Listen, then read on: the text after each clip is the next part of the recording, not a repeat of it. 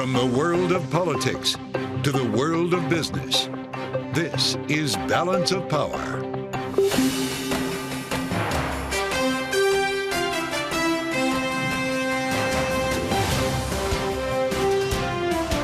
Live from Washington, D.C.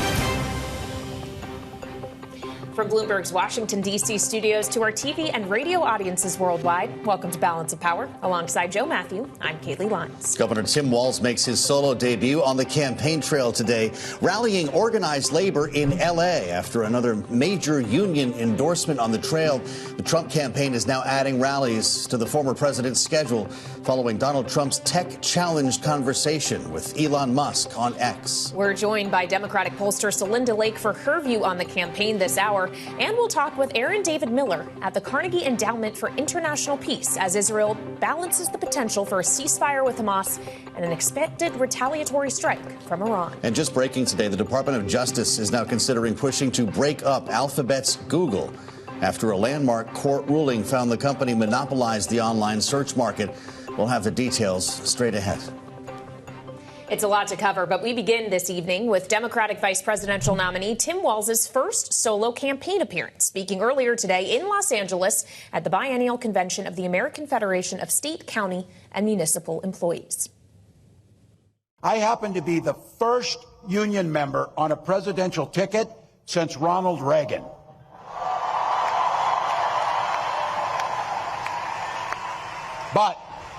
But rest assured, I won't lose my way. All right, we're joined here now at the table by Bloomberg's Hardiana Lowenkron, covering the campaign for us here at Bloomberg. Hardiana, it's great to see you. The big day for Tim Walz here. He'll, of course, be speaking a week from tomorrow night when he accepts the nomination formally in Chicago at the convention. How important is this role he's playing with organized labor that really seemed to bring him to the party here over Josh Shapiro?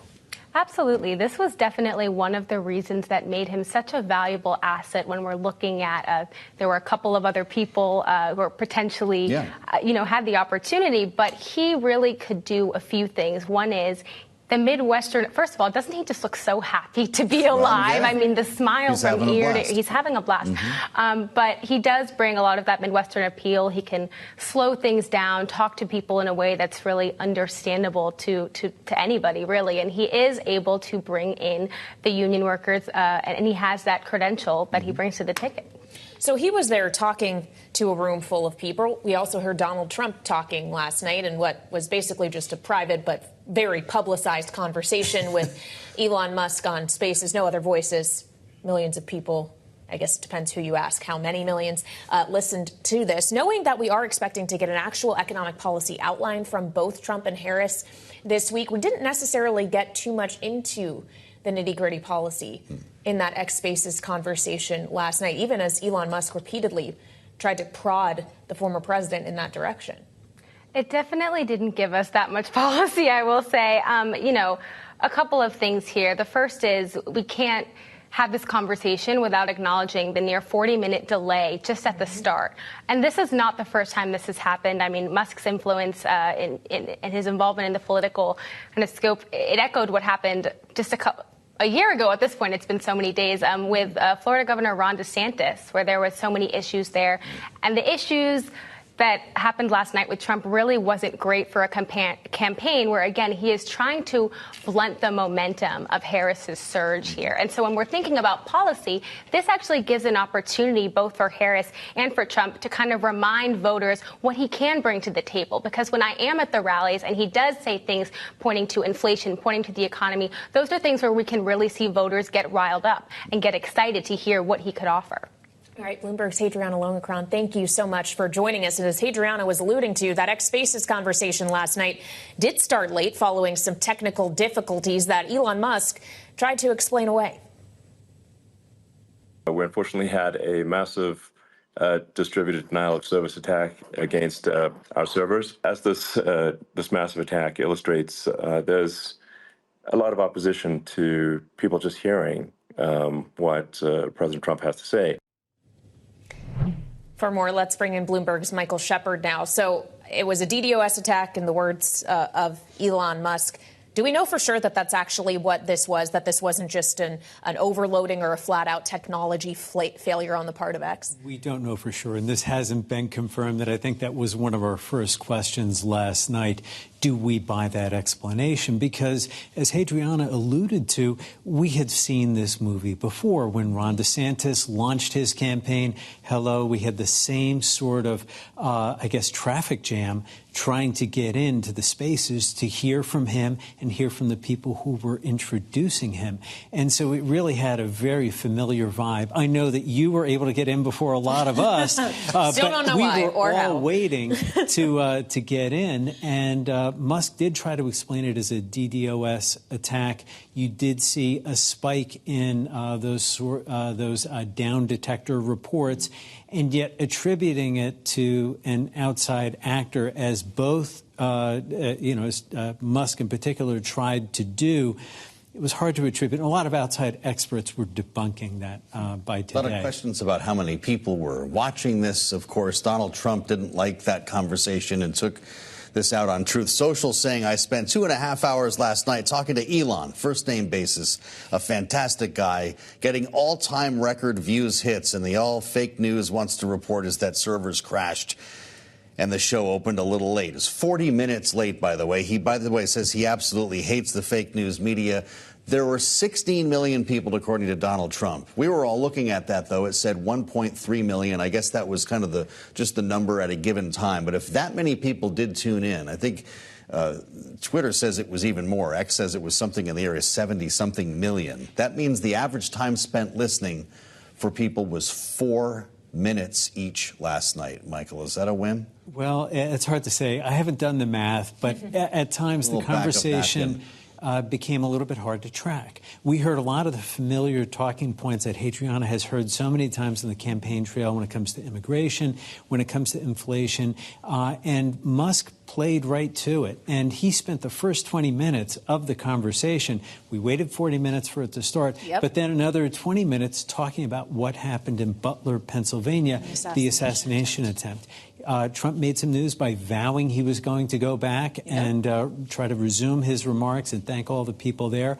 But it meant that he wasn't going to talk about some of the crunchier policy issues we want to hear about. Well, on the subject of an assassination attempt or plot, we also got reporting in the aftermath of that apparently Iran was also involved in some kind of assassination plot. And we have gotten confirmation, really, in just the last few days, that the FBI has also probed Iran being involved in a hack into the Trump campaign and some Harris campaign aides as well. What do we know about that, Mike? Well, it's interesting to see all this materialize just weeks after the Office of the Director of National Intelligence warned that foreign governments, including Iran and Russia, would be seeking to influence the election in some fashion, either by enlisting Americans wittingly or unwittingly to spread propaganda. They didn't make mention, the intelligence officials didn't make mention at the time that there might be an attempted hack of a campaign or both campaigns, but they didn't really have to. There has been a history of this over the past 8 or more years. In 2016, we saw Russian-affiliated hackers break into Hillary Clinton staffers' emails and then post those on WikiLeaks. And, of course, those were the emails that we heard so much about at the end of the 2016 campaign. But again, in 2020, we saw Iran get in on the act, and some of its operatives posed as Proud Boys and tried to stir up with disinformation some trouble. So there is a track record for this. What's interesting here is that Iran is taking a bit of a page from Russia's playbook in trying to use these spear phishing attacks that appear to have succeeded with Trump's allies and associates. The Harris campaign says that it was informed by the FBI of a possible attempted intrusion, but it said that its systems were sound, that they have seen no signs of a breach, and that they remain in touch with authorities. September and October are going to be very interesting around here. Bloomberg's Michael Shepard, thank you so much, Michael. As we turn to developing news from just the last hour, sources telling Bloomberg that the U.S. Justice Department is considering a push now to break up Google in the wake of a landmark antitrust ruling against the company last week. Joining us now, the reporter who broke that story, Bloomberg's Leah Nylen. Leah, thank you for being here on what I know is a busy evening for you. This feels like Microsoft all over again. What do you know? A little bit, yeah. So this would be the first time that the U.S. has sought a breakup of a company for monopolization since Microsoft 20 years ago. So the Justice Department is supposed to come up with a plan for how it would resolve the alleged illegal conduct by Google. Last week, a federal judge found that they had monopolized the markets for online search and also search text ads. Those are the ones that appear at the top of the search results whenever you Google for something. And so the Justice Department is mulling a bunch of possibilities, but sources tell us that a breakup is definitely on the table. So a couple options would be potentially to force them to sell off the Android operating system. That's what they use on more than 2.5 million devices, cell phones, and other devices worldwide.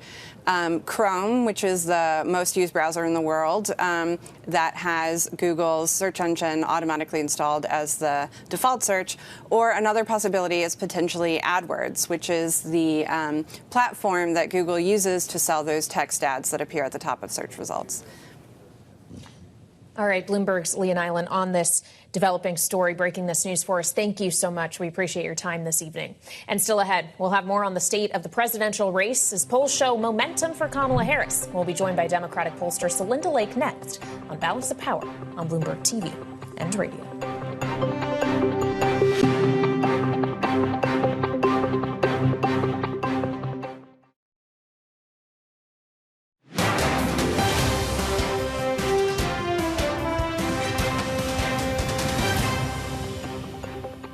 Because she's bringing out younger women who tend to vote Democrat over Republican by a 20-point gap. This has an impact on the Senate races and the House races. I'm going to say this for the first time. It is now conceivable, not necessarily likely, but conceivable, that Democrats could win the White House, the Senate, and the House based on where things are headed right now. Pollster Frank Luntz talking with us at this time yesterday on one possible direction the November election may go. Here with us now, Celinda Lake, Democratic pollster, founder of Lake Research, whose bags are packed for Chicago. Celinda, it's great to see you. Welcome back to Bloomberg TV and radio. Thank you for having me. Are we getting a little ahead of ourselves here without a single policy platform? We haven't had a news conference, an interview, as Kamala Harris's Republican critics keep saying we're not even at the point of getting an economic plan. That comes Friday. How fragile is this lead in the polls that has someone like Frank Luntz considering a full sweep in November? Well, I think that the momentum is on our side, and I don't think it's a sugar high. I think it will last, and I think it will be reinforced. And, of course, the vice president has been answering questions at every campaign stop and has been issuing policies, including policies on immigration, policies on abortion, policies on student loans. But I think that it's going to be a close race. There's no question about it. It's going to depend on who turns out to vote, and both sides have bases that need to be mobilized. And it's going to depend on, it's up to the women, as Eleanor Roosevelt said. We need to win women by more than we lose men. And we're on the road to doing that. Women are pretty enthusiastic about this ticket. Well, as we assess the enthusiasm, it raises the question whether it's just enthusiasm for a different choice or a candidate, or enthusiasm around specific policy. President Biden was asked today about the policies that he and the vice president have put out under his administration, whether or not they would qualify as progressive. This is what he said, and then I have a question for you, Celinda. The issues we've worked on together have made great progress economically. No one calls what we did on infrastructure progressive. It's a good policy. So he notes there, Celinda, that they've worked on these things together. And given that we haven't gotten that full policy, economic policy platform outlined by Harris yet, but we're already seeing in the polls that she is doing significantly better than Biden was in July on the issue of the economy, even better than Trump in the Financial Times Michigan Ross School of Business poll that came out this week. What do we attribute that to? Do voters actually have reason to believe that her economic policy will be that different from the current administration? Well, there are a number of things. First of all, 60% of the voters think that her policies may be different. People also think she represents change, and that's what people want, which was very hard for an incumbent president to represent. People think she's more in touch, and in fact, on the road, she's consistently said, I get it, prices are too high. She's very, very comfortable saying, I'm in touch with what you're feeling. We got to get these prices down. Her speech on Friday is going to be on price gouging. and raising prices. And the really sad thing ultimately is Joe Biden and Kamala Harris had a great economic record. Nobody knew it. 60% of the voters still don't know what the Biden economics means. So she has a blank slate to define. She's going to aggressively define it. And her persona is so different that people think it represents change. And Democratic policies are quite popular. Democratic economic policies are quite popular. Our challenge has been voters don't know we've done something about them. Yet we see in poll after poll, Celinda, and I don't need to tell you this, it's what you do for a living, that people are still upset about prices, that they don't think Joe Biden has managed to get to this inflation problem. And Kamala Harris is going to be talking Friday about how to lower prices. She's been part of this administration for the last 3 years. How does she separate the two? I think she doesn't question it's not about the past. We're not litigating the past. We're litigating the future. And there are two very different futures here. And she has a record. She has a record as Attorney General, where she was one of the first Attorney Generals to go after prescription drug prices and take on pharma. She took on the mortgage industry and got $1.8 billion for her consumers in California. She took on for-profit education and got money back from student loans. So she has a record here. But this is about the future. She has concrete policies. She's an aggressive negotiator and litigator. She's for change. And she has the ability to define herself here. And Donald Trump is so busy doing weird stuff and bizarre comments and disrespectful and dangerous comments that he doesn't have time to lay out his economic policies. Celinda, I was struck by a new poll that came out today by USA Today and Suffolk University. In the state of Florida, not one that we currently have on our swing state list, but they describe Harris in striking distance of Trump in Florida. Trump's up just 5 points in the survey. And we remind ourselves here that Ron DeSantis won governor of Florida in a 19-point blowout in 2022. Would it be wise for the Harris campaign to start investing resources in the Sunshine State? I think the Harris campaign, and Jen O'Malley Dillon is really the architect of this, the Harris campaign is very disciplined. We stay focused on the battleground states. Trying to go into Florida is like trying to go into Western Europe. It's so many media markets. It's so expensive. This is a team that will keep their eye on the prize. We have our 7 battleground states. We're going to win those states, and we're going to concentrate on them. I have to ask you lastly about, Celinda, what we're learning about the lineup next week in Chicago. Joe Biden and Hillary Clinton on Monday night. Sort of seems like they're getting that out of the way. Followed Tuesday by Barack Obama. And interesting, it will be Bill Clinton who speaks on the second most important night when Tim Walz addresses the delegates in the hall. I'm sure I don't need to remind you that there was an effort to cancel the former president, Bill Clinton, in the Me Too movement. The Democratic Party seemed to be moving beyond the Bill Clinton era because of his behavior. Why is he being featured on such a prominent night if we're looking to the future? Democrats like Bill Clinton. Democrats are enthused by Bill Clinton. Democrats think that Bill Clinton was a good president. He energizes the base. And I think what the lineup shows is just that we have an abundance of riches. And we have a number of strong, popular, presidential contenders who know what it takes to get this economy going. Bill Clinton got the economy going, who know what it takes to help real people. And I think it's a lot better lineup than a wrestler who tears his shirt off and a guy who has current questionable lean to questions. All right, Celinda, it's always great to talk to you, and hopefully we'll be seeing you in Chicago. Celinda Lake of Lake Research, thank you so much. And coming up, producer prices come in softer than expected, teeing up tomorrow's all-important CPI report. We'll have more with Anna Wong of Bloomberg Economics next on Balance of Power on Bloomberg TV and radio.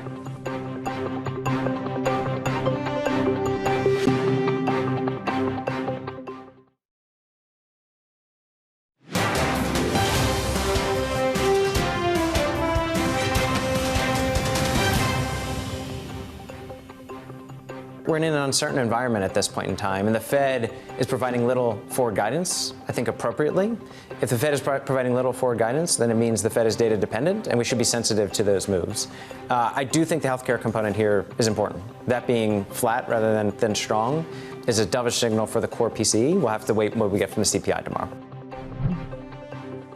Deutsche Bank chief U.S. economist Matt Lazzetti speaking earlier here on Bloomberg on the heels of a softer than expected July producer price inflation report. Joining us now for more is Bloomberg chief U.S. economist Anna Wong. So, Anna, obviously it was PPI today. He was alluding there to the read-through to PCE, the Fed's preferred inflation gauge. But the market's preferred inflation gauge, it kind of feels like CPI, which we get tomorrow. So what's the read-through there? But I think that the fact that the markets is focused on the CPI, but really the Fed is focused on PCE tells you that if there's any differences between those two, the market would be whipsawing around it. So we do expect the CPI to be very soft tomorrow. We are below consensus. We think core CPI will be at 0.14, just round to 0.1. However, we do think that when you translate that into the core PCE reading, you actually will get an acceleration in the core PCE. And on a year-over-year basis, core PCE will actually rise from 2.6 to 2.7%. So what does that say about the argument that the Fed missed an opportunity in July? I think so first of all, Powell only has the jobs report. Recall the jobs report came out on Friday. The Fed met on Wednesday. They only have the report at about 5 o'clock on Thursday. So they really had no idea. I mean, looking at the Fed unemployment rate forecast, the Fed staff actually foresee unemployment rate declining throughout the year. So they're really off in their forecast. They were surprised, I think. So given that the Fed does move it in a very gradual fashion, I think despite this labor market weakness that is surprising to them, they wouldn't be moving in a knee-jerk fashion. I think that we still need to see further deterioration in the unemployment rate in the September, the report we're going to get in September before the Fed will move 50 basis points. Okay, so you're still betting on 25 at this point? No, I actually still bet on 50 bips because we actually do think the unemployment rate is going to continuously climb in the next couple of months. Are we going to avoid a recession? So I think a recession is something that you can only tell for sure 2 years later. I think what the market is looking at is what the unemployment rate will do, because if the unemployment rate does climb to 4.5% as reforecast, you can bet that those 10-year Treasury yields will go down, the yen will appreciate, and the dollar will depreciate. So I think for Wall Street, which is our client, the key thing is what is going to happen to unemployment rate in the next couple of months. All right, it's on at 8:30 tomorrow morning. Anna Wong of Bloomberg Economics, we thank you. Coming up, U.S. Secretary of State Antony Blinken reportedly postponing his trip now to the Middle East due to tensions in the region. Aaron David Miller of the Carnegie Endowment for International Peace will be with us next on Bloomberg TV and radio.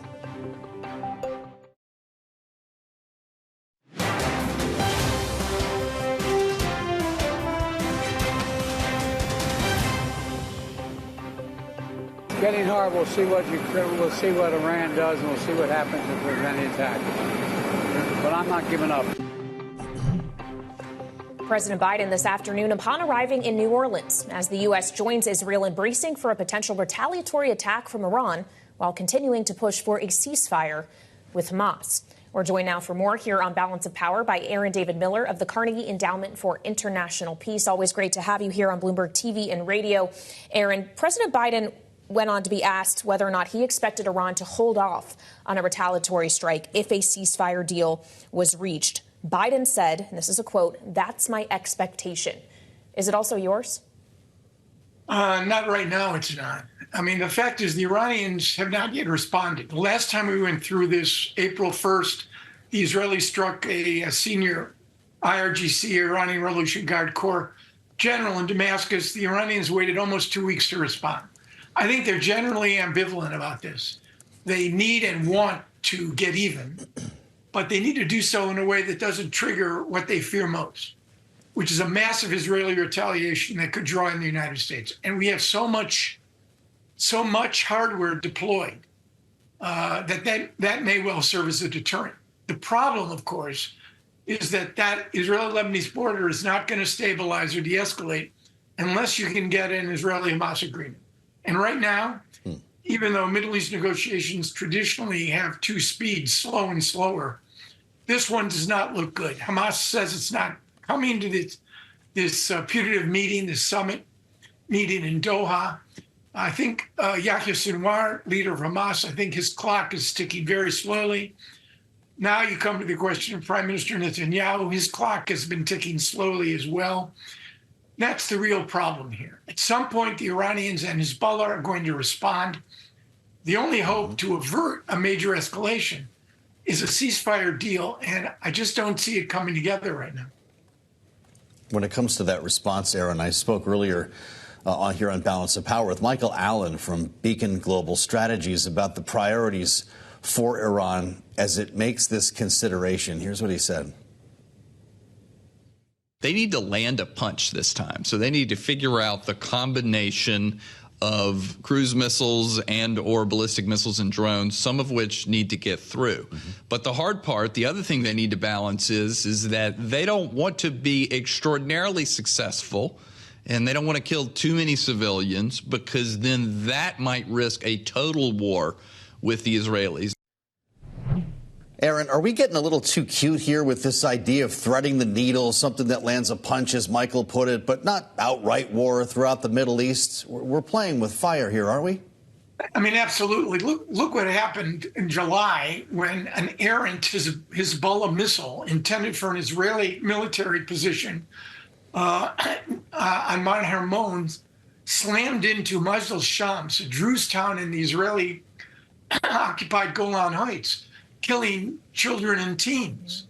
That's how we got started on this other round. So no, I think precision strikes here in a way that's going to create enough de-escalation, not sufficient damage so that the Israelis won't respond. I think that's very hard. The other reality is it is not Iran that can do the most damage to Israel. It takes 12 minutes for a cruise missile to impact or be intercepted, launched from Iran. It takes, what, a minute and a half less for any of Hezbollah's high trajectory weapons to slam into not just northern Israel, but in lethality and range, they cover a good part of the country. And if they decided to saturate, you wouldn't just have a few civilians killed, you'd have large numbers. And then you really would be off to what the Middle East has never witnessed before, which is a multi-front war involving Israel, Lebanon, pro-Iranian militias in Iraq and Syria, the Houthis in Yemen, and probably inexorably, not just an Israeli strike on Iranian assets and territory, but with it comes the real possibility of a direct involvement, not defensively, but offensively, by the United States. And wars have never been kind to American presidents. The last one that was FDR in World War II. The last thing this administration needs is a major escalation in the Middle East, which doesn't have, and it won't have, a conclusive and determinative sort of pro-American Hollywood ending. And that's where we are right now. And do you expect, Aaron, that in the worst case scenario, if the U.S. is drawn materially into a conflict regionally in the Middle East, that will happen, that American troops will be on the ground or in the waters or in the air, whatever you want to say, by November, when voters are also heading to the polls to decide who they want to be the commander-in-chief? You know, Kelly, I have trouble deciding what I'm going to do next Tuesday. Trying to project out to November, I think, is a risky proposition. I will say this, that the U.S. will be very risk-averse when it comes to how it uses those military assets. But just as an example of a backdoor to American involvement, pro-Iranian militias, as they've done, strike American bases and military deployments in Iraq and Syria. You get a large number of Americans killed.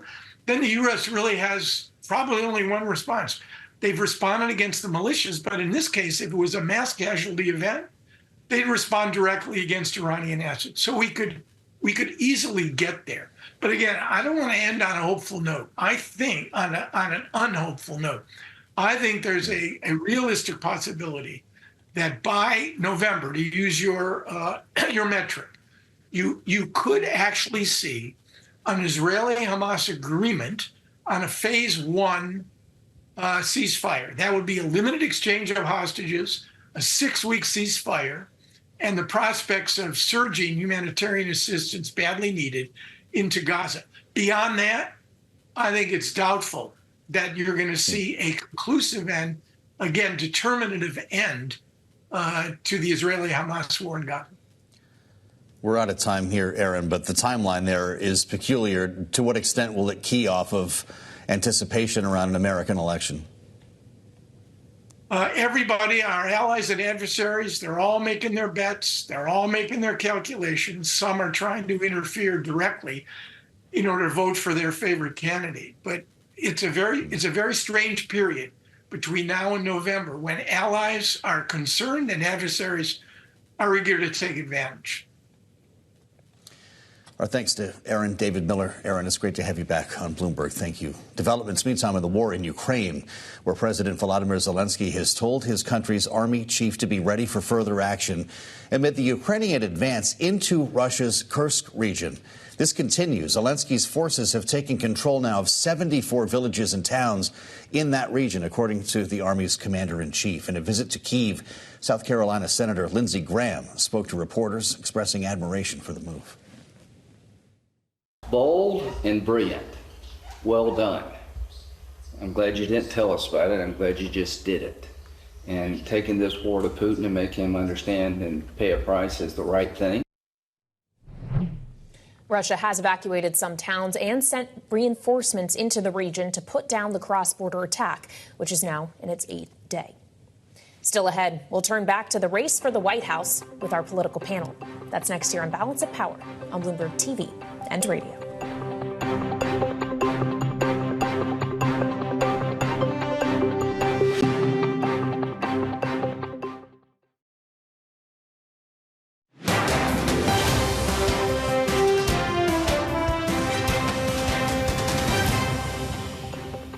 Momentum is on our side, and I don't think it's a sugar high. I think it will last, and I think it will be reinforced.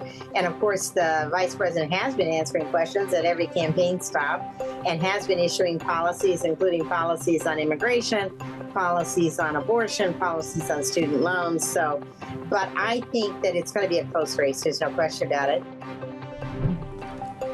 Celinda Lake, the Democratic pollster, founder of Lake Research, talking with us just moments ago here on Balance of Power on Bloomberg TV and radio. I'm Joe Matthew, alongside Kaylee Lyons in Washington. We're glad you're with us as we assemble our political panel. Christy Setzer is here, Democratic strategist, president, founder of New Heights Communications, alongside Matt Gorman, Republican strategist, executive vice president at Targeted Victory. Great to see you both, and thanks for joining us here.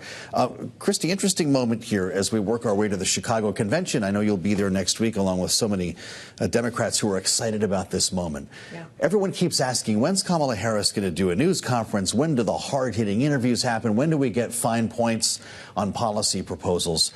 I'll turn this around, though, and ask you, why would you ever do it now when things are going so well? I think a lot of people feel that way. I mean, this is something that in the 25 years, I think, that I've been working in national politics, that we haven't seen before, that she has been able to ride such a wave of just pure joy and momentum for so long. Is she eventually going to lay out policy positions?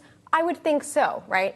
But at the same time, right now, she has been very effective in generating media, generating excitement from voters, and pretty much everything that you want on the campaign trail by doing these large-scale rallies, by storming the swing states, doing the things that she's doing. Did you tell her to be as vague as possible till further notice? I did not personally tell her that, but again, as you said, there's no reason for her to drill down on specifics right now, because you can only divide people by doing that, whereas right now, they're pretty happy. Well, as you talk, Christy, about this idea that she's capturing all of this media attention, she seems to be getting all the buzz. It does feel like the Trump campaign is trying to claw their way back in there, and perhaps last night's X Spaces with Elon Musk was another example of that. I know you work very closely with Matt at Targeted Victory, but this notion that he was there with Donald Trump, kind of felt DeSantis a little bit at the beginning there with some glitches. But in terms of trying to break through with messaging or try to fill the vacuum of no Harris interviews, for example, would you call that a success looking at it from your lens as a Republican strategist? I would step back. I think what they're trying to do is it's broader than just the X Spaces. It's the news conference. It's also J.D. Vance doing 3 Sunday shows. They're trying to keep the pressure up on Democrats and Kamala Harris to engage with the press. Because I think it's a misnomer, right? Because she'll do an interview eventually, but what they don't want happening is suddenly being, see, we did our interview, congratulations, and we're done for another 85 days. They want constant press interaction because, look, as we've seen with Kamala Harris dating back when she ran for president in 2019 all the way through VP, she's fine in prepared scenarios where she can control the variables. When it's spontaneous, when she doesn't have control of all the variables, that's when she gets back on her heels. It's putting her in those scenarios more than anything else. But would you say Donald Trump was in control of all the variables last night? What policy did you actually hear him talking about when Elon Musk was actually trying to probe him on specific policy when it came to the border and other things? I think what you have is, again, it's almost like a good cop, bad cop, where you see Trump doing more of the non-mainstream media and also Vance doing the most traditional of traditional mainstream medias in the 3 Sunday shows. Well, let's put an ear on a moment of it, because it sounds like Elon Musk is ready to join the administration if Donald Trump wins the election, calling for a government commission to ensure that taxpayer money is spent effectively. Kind of pitched himself here for a role in that effort. Let's listen. I think it would be great to just have a government efficiency commission that takes a look at these things and just ensures that the taxpayer money, the taxpayers' hard-earned money, is spent in a good way. And I'd be happy to help out on such a commission. I'd love if it were formed. Well, you're the greatest cutter. The greatest cutter. Christy was talking about how Elon Musk can walk into a room and fire everybody, fire workers if they decide they want to organize. Go ahead and walk out. This felt a little bit like, and it was described in the Wall Street Journal, I think, as listening into someone's private phone conversation. How is that going to help him, that kind of rhetoric, win over UAW members, for instance, if there's a fight for organized labor in this campaign? It's not. This was a total fail in a couple different ways. Obviously, it was a fail in terms of the viewership, which I know you discussed earlier, that they're getting 1 million people, let's say, which is a fraction of what he'd get on many cable news programs, for example. But it was also a huge fail in terms of the message and understanding the audience. Look, we're 80-something days out from the election. Early voting starts in just over a month. There's very few opportunities that he's going to get in which he needs to do a lot of things. Define Kamala Harris, and frankly, redefine himself for a lot of people who have turned off. This was not the way to do it. This was a rambling 2 to 3 hour, 2-hour conversation plus an hour of tech glitches. Maybe it was fine for his hardcore supporters. It was not fine for anyone else. Well, we are expecting to hear more from Donald Trump in North Carolina tomorrow. He's going to be talking more about the economy. Kamala Harris will also be in North Carolina at the end of this week, talking about the economy from her point of view. And yet what's pretty remarkable, Matt, is we're starting to hear things that sound pretty similar from both of these campaigns. No tax on tips. Harris seems to be on board with that. Trump introduced the idea a while ago. J.D. Vance is talking about an expanded child tax credit. How should we actually be thinking about whether or not these economic policies are ultimately going to be that different, or they might find a lot of commonality in populism? Both campaigns are reading the polls, right? I mean, I think what you've seen with Kamala, she is copying Trump, but it's also flip-flop, because when she voted for the IRA, it was the deciding vote. That was the one that increased IRS, especially those focusing on tips for workers. So, again, it's one of those things when she gets into an interview, she's going to have to explain, because, again, it's one of many flip-flops. Medicare for All, a flip-flop today as well from an anonymous aide. There's been many of them. So, look, I think what you've seen, though, is a lot of poll tested, taking a look and seeing what's popular, and it helps to go in that direction. Everybody goes in that direction, I guess. Coming up, we'll be back with our political panel to discuss today's congressional primary races and what's at stake. This is Balance of Power on Bloomberg TV and radio.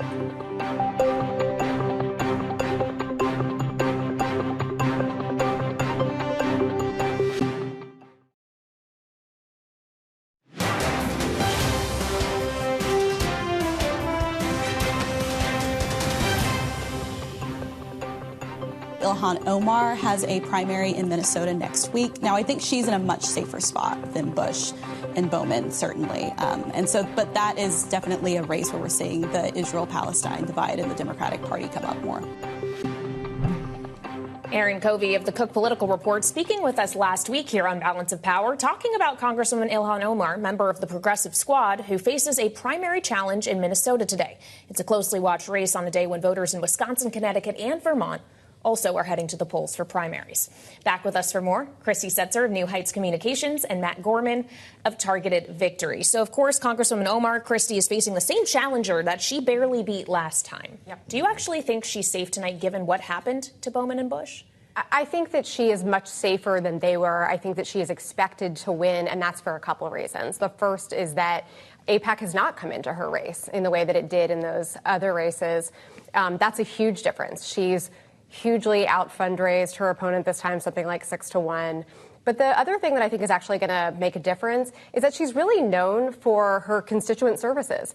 And in the end, sure, of course, there are national dynamics that influence these races, but there's also local ones, too. She has local party support. She was a state rep before she became a member of Congress. So she really does have something that the people that were beaten, Bowman and Bush, had a little bit less of. What role does the squad play in a future Kamala Harris-led Democratic Party? Is this starting to feel a bit antiquated? It does feel a bit antiquated. It feels like it's a little bit of an old school boogeyman for the Republican Party rather than some sort of organizing principle for the Democratic Party.